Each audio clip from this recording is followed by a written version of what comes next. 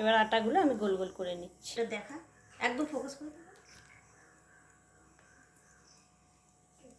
এবার এই ছাতুটাকে ভরে পুর করে নিচ্ছি।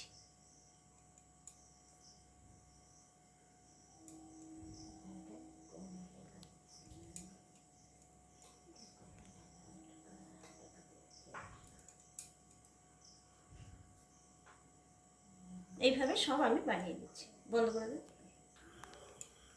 সব কটা আটায় আমার ছাতু ভরা হয়ে গেছে। এবার এটা হয়েছে লিট্টি। কড়াইতে তেল দিয়েছি, গরমও হয়ে গেছে তেল। এবার আমি এই লিট্টিগুলো এক একটা করে ছেড়ে দিচ্ছি। এটা আমাদের বাঙালিদের খাবার নয়, ইউপি বিহারের খাবার।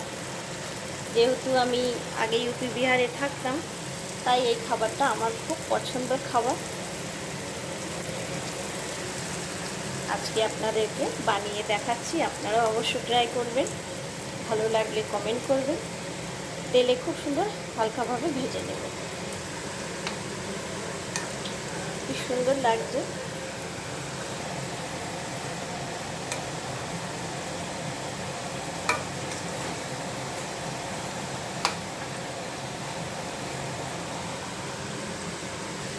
এইভাবে হালকাভাবে ভাজতে হবে, কড়াভাবে, তবে ভিতরে সিদ্ধ হয়ে যাবে।